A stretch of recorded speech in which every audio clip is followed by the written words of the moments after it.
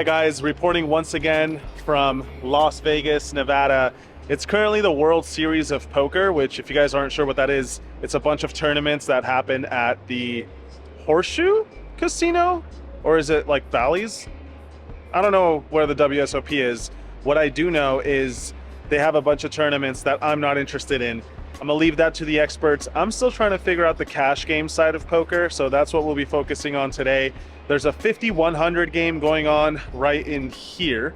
Aria, one of the major properties on the strip. And luckily I've been invited, so let's jump in there, let's play some poker, and as per usual, I'll check in with you guys after the hands. I'll be in Vegas for a few days, so I think we have a handful of Vegas vlogs coming out soon. Subscribe if you haven't. Let's go play some cards.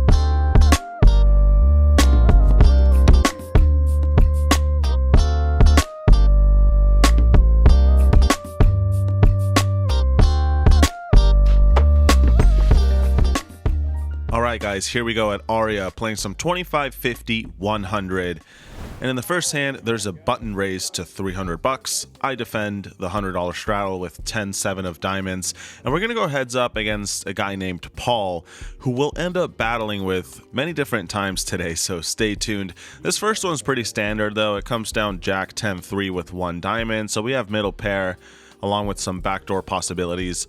I check, he bets $500. I can't go anywhere just yet, so I make the call. And we see the 4 of spades on the turn, which gives me no help whatsoever.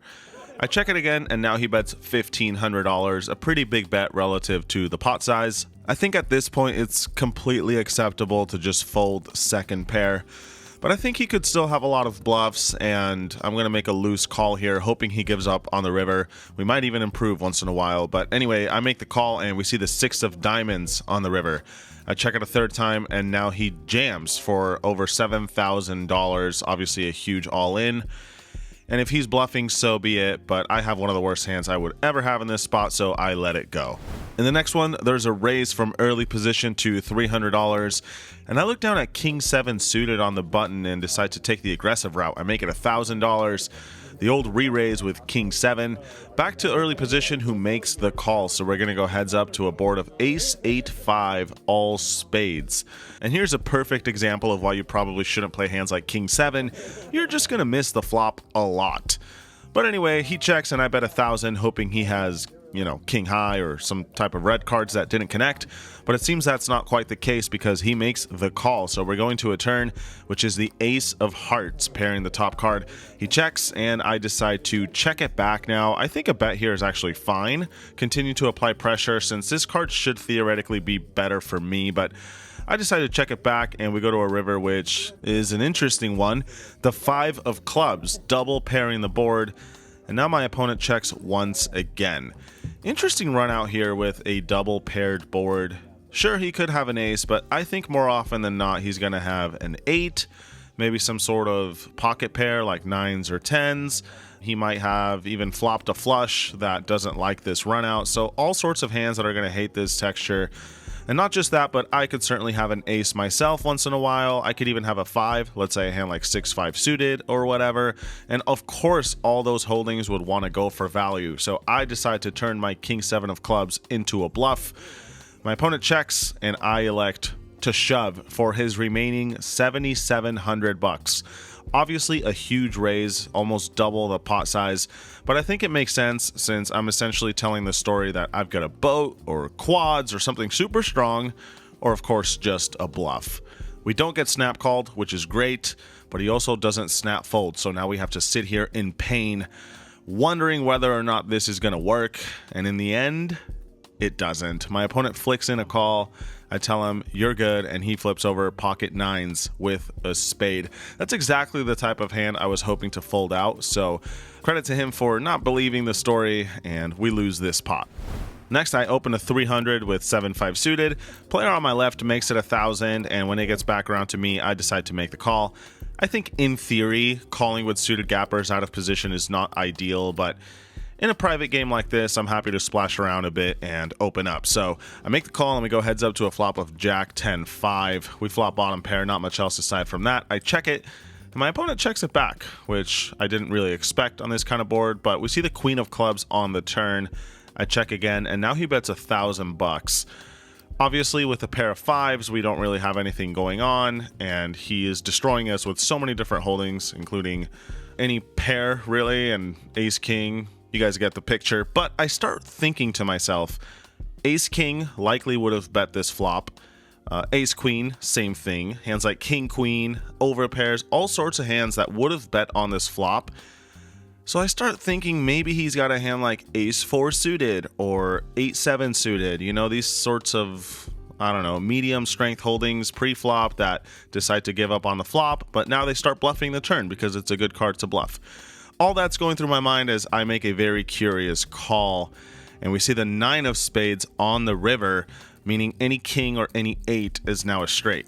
I check, and now he bets $3,000. Do we want to make the hero call here with a 4-liner and just a 5 in our hand? Probably not. The answer is probably no. But for whatever reason, my intuition was telling me that he's bluffing. Problem is we lose to some bluffs, but I would expect him to check back with anything that has showdown value now. Say he has a hand like ace-9 or whatever. So yeah, I think about this one for a bit, and even though a king beats me, I don't know how many kings he could have that check back on the flop. So I eventually call and he says, "You're good, I'm bluffing." But then he turns over Jack 7 suited, and it turns out his bluff is better than my bluff catcher, so we lose this pot too.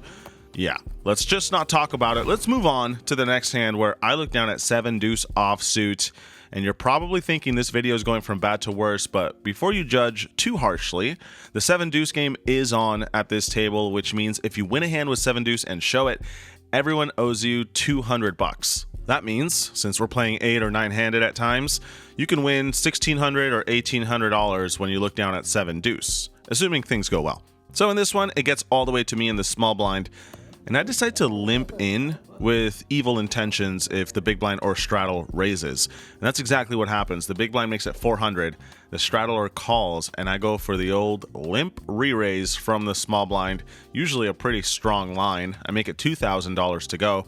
The big blind makes the call, the straddler gets out of the way. So we're going heads up to a board of ace-9-8. It's an ace-high board with a lot of draws out there. Being that I'm the pre-flop 3-better, I'm going to continue betting, and on this kind of board, I'm going to choose a bigger sizing. So I put in 4K. Obviously want to maximize some fold equity here, and if I had a really strong hand, we'd want to get the most amount of value out of it. So I'm going to pretend that that's what's going on. I put in 4K, and he folds. So that's great. We turn over 7 deuce. Not only do we win this pot, but of course, everyone has to pay up. In the next one, I look down at king 4 of hearts. A little bit wide, but I've touched on that already. I make it $300 to go. Late position makes the call, as does the big blind. So we go 3 ways to a board of 10-4 deuce with 2 hearts. That's about as good as it gets for my exact hand. Big blind checks. I continue for $300. Player in late position calls behind me, and now the big blind, who by the way is Paul, the guy I talked about earlier, he check raises to $1,500. Back to me now, and with a hand like mine, it's pretty straightforward. We're not going anywhere just yet. I make the call, and the player behind me folds. So we're going to go heads up versus Paul to a beautiful turn card. It's the 9 of hearts, giving me the second nuts. However, Paul doesn't seem concerned as he continues betting for $4,000. Well, if he's got the nuts, so be it. I am not folding, obviously. I don't think a raise makes too much sense either at this point, especially in position. So I make the call, and we see a very clean river card. It's the Queen of Spades. Paul thinks for quite a while now before assembling a bet of $9,800. Quite a big bet relative to this pot size, and he leaves himself $15,000 behind in his stack. My turn now, and what do we want to do with the second nuts here? Well, I think it would be a disaster to just call in fear of him holding the nuts and get shown a smaller flush or a set, for example. So I think what I like better is just jamming all in and trying to get the max. Sure, sometimes we will just be wrecking ourselves versus the nuts, but I think often enough he's going to have a smaller flush or some sort of bluff catcher perhaps, and we can get the maximum versus all those hands. So I decide to go all in, and of course when we don't get snap called, that's good news, but he also doesn't snap fold, so it appears he was not bluffing. Instead, a few minutes go by and he really can't seem to decide, but eventually he does toss in the call, which of course is good news unless we're getting slow rolled, but that's not the case. I turn it over and he flashes the 8-5 of hearts. So quite a big cooler here for the biggest part of the night so far. Just over $60,000 getting pushed our direction. It's been a while since we've had a flush versus flush situation on the channel, so yeah, definitely no complaints. In the next fun hand, there's a bunch of limps before I look down at 6-5 of clubs in the small blind. Hands like these play perfectly as an over limp, but contrary to that, I decide to raise it up. I make it $1,100. There's two callers, and of course we go three ways out of position since I'm in the small blind to a flop of ace-8-3. There are two clubs though, so that's pretty damn good for my hand. I continue with a bet of $2,400. The straddler folds, but the first limper makes the call, so we're going heads up to a turn, which is beautiful. It's the 7 of hearts, improving us from not just a flush draw, but of course an open-ended straight draw. My opponent could certainly have an 8. He could have a wheel draw like 5-4. He could have a really weak ace. He could have a flush draw himself even. So against all those hands, I think continuing to bet is okay. Looking back, I actually kind of like the idea of setting up a check raise here, or I don't know, maybe not doing what I ended up doing, which is betting $7,000, trying to apply maximum pressure to whatever hand he has, which is likely better than mine since I have 6 high. However, he does not seem convinced because he makes the call again off to a river, which I think at this point we're probably going to shut down on unless it's a good one. But it's not. It's the 3 of diamonds pairing the board, and this is probably one of the worst cards to bluff on. So I don't know. I decide to check and kind of wave the white flag. My opponent checks it back, and we end up losing to an interesting one. It's ace-4 of clubs. So I guess a flush would have actually been a disaster. In a weird way, we kind of ran hot not to get there. You know what I mean? But anyway, we lose a good amount of money in this one. Moving right along, in this one, there's an open to 300. And I look down once again at 7 deuce. Time to go for it. I make it 1,000 in position. Back around to the initial raiser, and he makes the call. So we go heads up to a flop of queen 9 deuce. So we do flop bottom pair on an otherwise decent board for us. He checks, I bet 700, and he makes the call. Turn card is the 6 of diamonds, bringing in a flush draw, as well as maybe some additional straight draws, although hardly any. Anyway, he checks again, and with $7,000 remaining in his stack, it's a weird kind of spot because we could set up like, you know, half pot bet here and then another bet on the river, or we can overbet now and try to put him in a tough spot if he has a pocket pair or a 9. Even a hand like Queen Jack wouldn't necessarily love this. So those are my thoughts as I decide to jam all in. That's right, $7,000 effective, double the pot size. And it's worth noting that I would do this from time to time with a hand like Pocket Kings or Ace Queen or Aces. You guys get the picture. Now it's back to my opponent, and he doesn't seem too pleased. Eventually he folds, and we turn over 7 deuce to collect the second bounty of the day. Not bad. In the next hand, I started filming on the flop, so let me catch you up. There's an early position raised to 300, small blind calls, and I defend from the straddle with 8-6 offsuit, and we flop a straight. It's 10-9-7 with a flush draw out there, so we flop the second nuts. Small blind checks, and this is the kind of board that I think leading out from the blinds is okay to do on, but instead I decide to check and try to set up a check raise if the pre-flop raiser bets, and he does. He puts in 500. Small blind folds, and now I check raise to 2,400. My opponent makes the call. Things are looking good. We go to the turn, which is the king of spades. Not really my favorite since Queen Jack now gets there, but I don't necessarily expect him to have that hand. More so, it might make it more difficult for us to get value versus an overpair or something like that. I bet 7,000 now, and yeah, all sort of, reasoning or future stress gets eliminated because my opponent just jams all in for 20k now. No thought to be had. I make the call. If he's got me beat, so be it. I am not folding a straight on this board. So I call and let him know that I've got a straight, at which point he says that he's drawing dead. So we run the river just once. It's the 4 of clubs, and 8-6 is good. We collect the second biggest pot of the night, kind of out of nowhere. This one just happened quick, and yeah, luckily it went our way. This next one I chose to include just because it was pretty funny. I raise it up with queens, and only Paul makes the call. So we go heads up to a board of ace, queen, 3 with 2 spades. So we flop middle set on a draw heavy board. The stuff dreams are made of. Paul checks. I continue betting, and he ends up folding face up. He has king 4 of hearts. He said he was going to try to get me back with that hand. And we decide to rabbit hunt, and here's where it gets funny. The turn is a heart, and then the river is another heart. So he would have ended up with the nuts versus my middle set if he had called this flop bet. Instead, he folds, and we avoid disaster. The whole table just kind of cracks up. You can hear it right here. Oh my God. Oh no, not like this. Don't do it. No! Trust the sign! What are you doing? Oh my God. Oh my God! Oh my God. You suck! So yeah, nothing really ends up happening, but I think that's kind of the whole joke. In the next one, we are once again looking down at 7 deuce. Let's see if we can make it happen for a third time.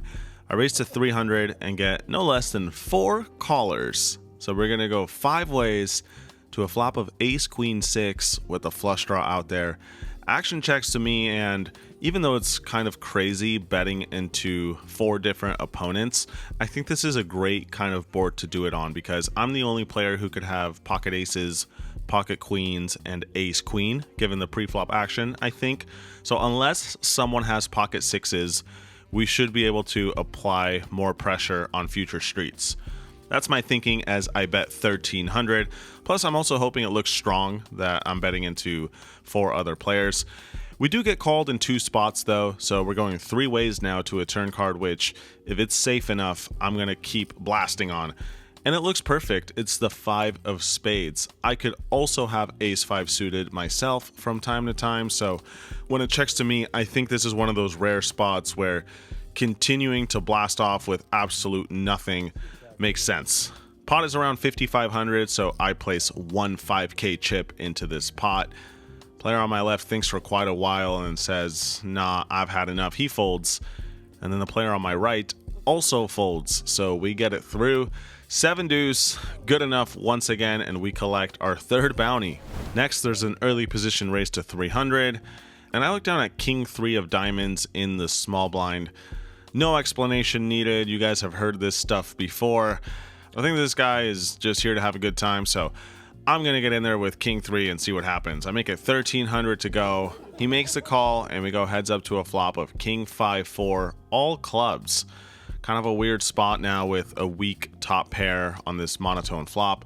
I continue for a small bet of 800, and my opponent makes the call. So we're going to a turn, which is the 9 of hearts. Not sure if my hand is strong enough to continue betting now, so I decide to check. And my opponent checks back, which I'm obviously fine with. And I'm especially fine with this river. It's the 3 of hearts, giving me a rather disguised 2 pair now on the river. I decide to go for some value now. I put in 3,000. Maybe if he's got some sort of middle pair with a club or even a king, he's going to call, I think. So I put in 3k. He doesn't love it, but eventually does call. And sure enough, 2 pair is good to go. Next, there's a raise to 300, and I'm looking down at pocket 8s. Decide to make it 1,000 and try to get heads up versus this player. Back around to him, and he makes it 3,000 to go. Well, what do we do now with 8s? I think the standard play is to call. Sometimes even folding, even though that's kind of tight. Doesn't seem terrible since he doesn't have that much behind. He's got like, I don't know, 12k or something in his stack. I decide to take the adventurous route and just rip it in there, which I don't really think I love, but My reasoning was this guy's been pretty active pre-flop, and I think he's the type to, you know, maybe go crazy with different kinds of ace highs like ace queen or ace 5 suited, or, you know, try to put in some fancy 4-bet bluffs. Turns out that's not the case this time, though, as he has aces. So, yeah, this is kind of a punt from me, really. Pocket 8's no good, as we don't find any improvement, and just like that, we lose like 15K. Not my proudest moment, you know, but I try to include every hand that's worthwhile, so yeah, there you go. Speaking of worthwhile, here we have probably the most ridiculous hand of this entire video. There's a raise to 300, then a re-raise to 1300, and I cold call on the button with 6-7 offsuit. You're probably wondering, why the hell are you doing this, Mariano? Which I would respond to by saying, I don't really know, but it would be funny if somehow I won this pot. For the memes, right? So I toss the money in. I mean, this is a private game. I'm happy to splash around, and if I lose, that's okay too. Back around to the first guy who made it 300, and he instantly punishes this childish mentality of mine by re-raising again, this time to 5,200. The guy who made it 1,300 says, I'm out of there, so he folds. Now it's back to me, and I didn't come this far just to come this far, so I make the call again with 6-7 off. $5,200 in the middle, heads up, going to a flop of 9-8-5. Yeah, that's right. We flop the joint. Fortune favors the bold, you could say. There is a flush draw out there, but aside from that, I am obviously loving this situation. I was kind of hoping that he had ace king or something like that, and hitting a pair would be good enough.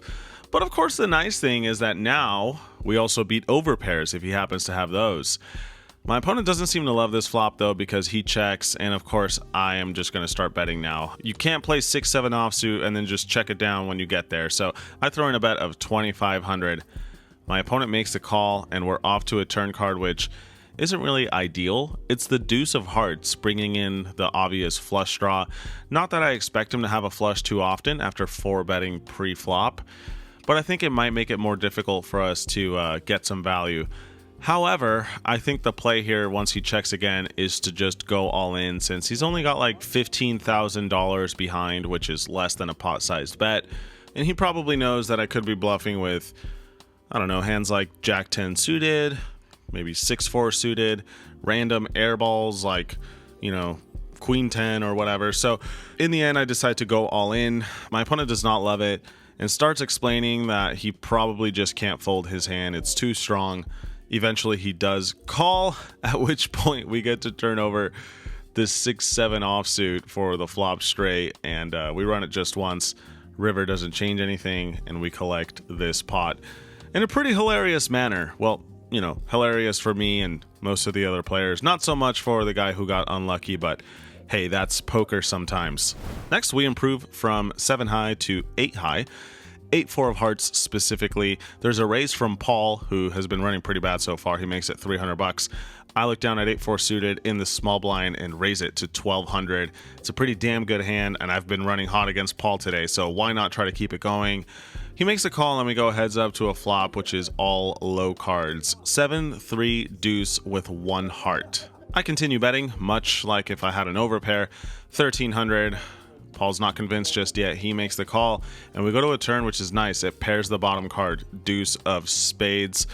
And my thinking here is not overly complex. If I had an overpair, I would continue betting for value, so doing it with 8 high also seems to make sense. He's got like $6,000 behind, and I decide to just rip it in there at this point.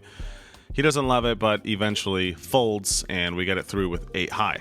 A few rounds later, this one comes up where there's a race to 300. Someone calls, and I defend the straddle with ace 10 offsuit. We go 3 ways to a board of king jack 8 rainbow. Checks to the initial raiser, and he continues betting for 600 bucks.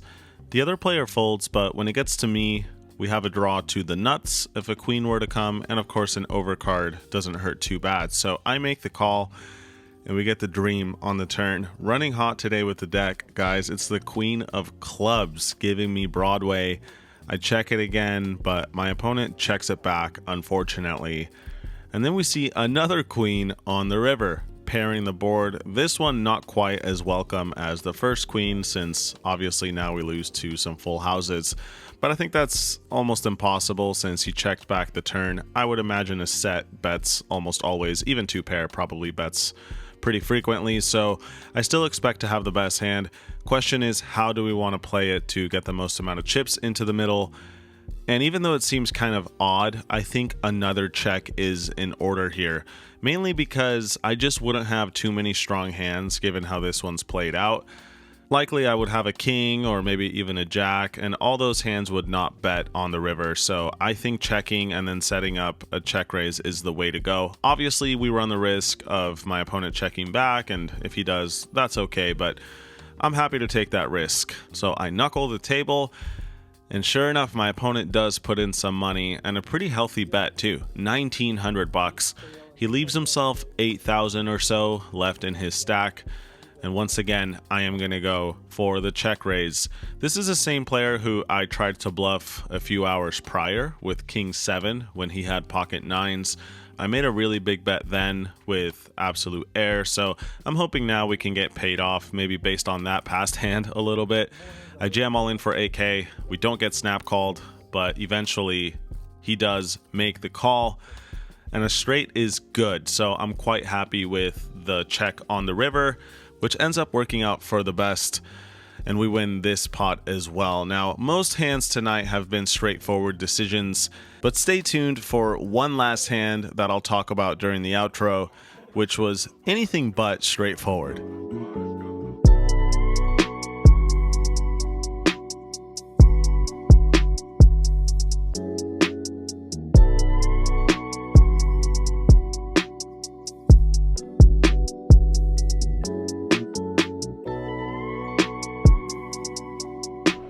All right, guys, that's a wrap to another Vegas session. I'm a bit tired. It was a long day, so excuse me if I trip over my words or anything like that. Overall, things went pretty well. There was one major hand I wanted to touch on before we close out the vlog, and I missed filming it because I was taking notes on the previous hand, so you guys are gonna have to take my word for it. It's actually against Justin Young, who's one of the hosts at table 1, but anyway, in this one he opens the button to 300. I call in the small blind with king jack offsuit, which is the straddle also calls, who I was hoping would get in the hand. So we go three ways to a flop of king 8 deuce with 2 hearts out there. I've got the jack of hearts. I check, big blind checks or straddler checks, and then Justin bets small on the button. I think he made it 400. I decide to check raise with top pair decent kicker. Not something I would always do, but I think occasionally throwing it in there for balance purposes and just for value is okay. He's also on the button, so he should be pretty wide here. I make it 2,200. Straddler folds and Justin calls. So we go to a turn which is the queen of diamonds, bringing in a second flush draw. I decide to bet 6,000 now, which is around the size of the pot, maybe a little more. And Justin once again makes the call. So we're going to a river, which is the king of diamonds, giving me trip kings in a really weird spot. The backdoor flush does come in, but at the same time, our hand improves to a very strong 3 of a kind. So I think I like checking a little bit more just to open the door for bluffs and also in case we're beat, you know? And it's also just the fact that I wouldn't have a lot of bluffs myself now, given how this one's played out. But at the same time, I don't know if Justin's going to be bluffing as often as some other players might. And, you know, it would be a disaster if this checked through. My hand is pretty strong. So in the end, I decided to bet 13,000, which again, I don't know if I love. And man, this camera is heavy. Hang on a second. In the end, I bet 13,000. And after a few minutes of thought, Justin jams all in for an additional 40. I think the total amount was like 55,000 or something like that. Nasty spot, obviously, with trip kings now. We just beat bluffs at this point because I highly doubt he's shoving a worse hand for value. So yeah, I think about this one for quite a while and eventually decide to fold, which I still don't really know if it was the right decision because he didn't turn over his cards, and you know, obviously I didn't call, so he did not let me see what he had. I'm just gonna go to bed tonight telling myself that it was a good fold. If you drive a loud car like that, shame on you. But anyways, yeah, I ended up folding and we lost a good chunk in the process, but who knows, it could have been a lot worse. We could have lost another 40,000, you know, or we could have won the whole pot. We'll never know. But what I do know is I did end up winning somewhere in the neighborhood of $20,000 or $25,000 after it was all said and done, which of course is still a great result and I am more than happy with. I'm also happy about the fact that I'm gonna go get some sleep right now because I've been awake way too many hours and I don't like poker this much. So I'm gonna get some rest. I'll check in with you guys from wherever I end up tomorrow. I think I'm playing another game somewhere on the strip. So subscribe, stay tuned. And as always, thanks for the support. I'll see you all next video. Peace.